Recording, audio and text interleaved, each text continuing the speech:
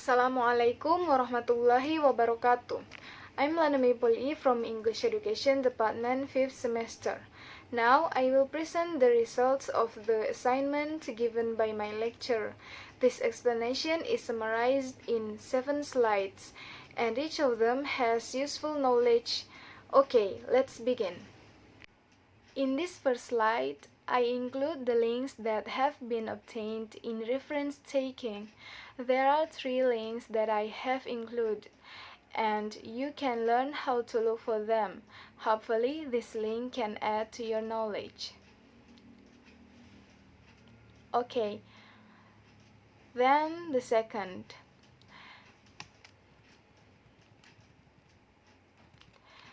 In the second slide, I will also show explaining the data in the journal that I have obtained from the link earlier. The first journal. This journal discusses the effect of grammar which components on fluency in speaking English.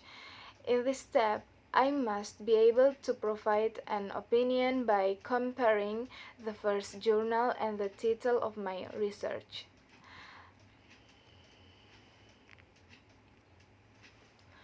The first journal has a correlation with my writing. The correlation lies in the research subject, namely about grammar and its influence on students. This first journal tends to examine the potential that is good in grammar. It will also affect the fluency of a student or student speaking. Meanwhile, I tend to study two aspects, both in terms of grammar which is component or not. Because there are students who master grammar but still have difficulty speaking. There are also students who are fluent in speaking but still have difficulty understanding grammar. Then, if the first journal has an object of research at high school in Cimahi, then the object that I take is an Islamic university. The second journal.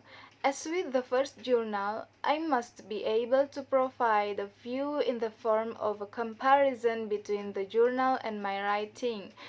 This second journal also has a correlation with my writing. The correlation lies in the grammar section, while the second part is different. The first journal tended to take part in writing skills, while I took part in speaking skills. So, the writer in the second journal combines the problem of grammar and the importance of writing, because there are students when they don't understand grammar perfectly. They are afraid that they will be wrong in writing a sentence with good grammar. And the results of research in the second journal show that the level of students' understanding of grammar and writing tends to be low in high school. Meanwhile, my future research will focus on the tertiary level, where it can be said that the education system is more improved and stricter than the secondary school level. Next is the third journal. This third journal also has a correlation with the title of my research. It can be found in the speaking ability of a student. This third journal combines the ability to memorize vocabulary with a person's speaking ability, because basically a person's ability to memorize vocabulary can affect his ability to speak. The more vocabulary is memorized, the easier it is to converse with other people and vice versa.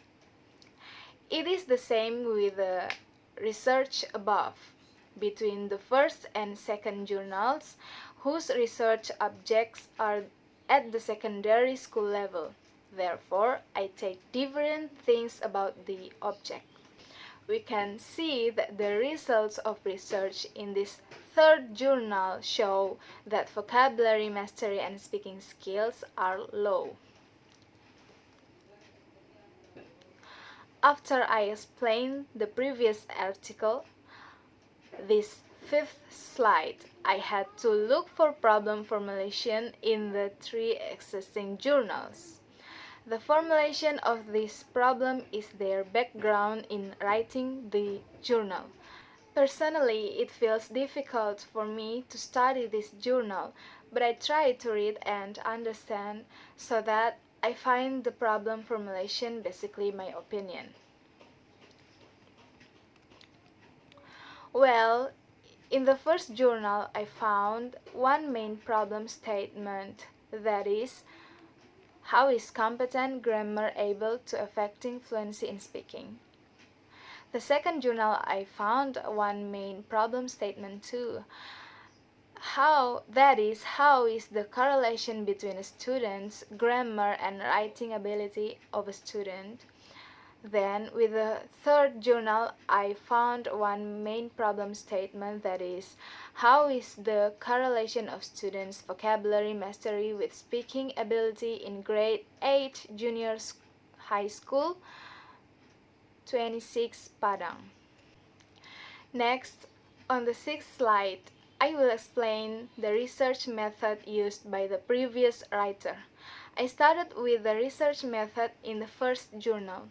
In the first journal, the authors used a descriptive study method of trying to describe or illustrate the object being studied through data or samples that had been acquired.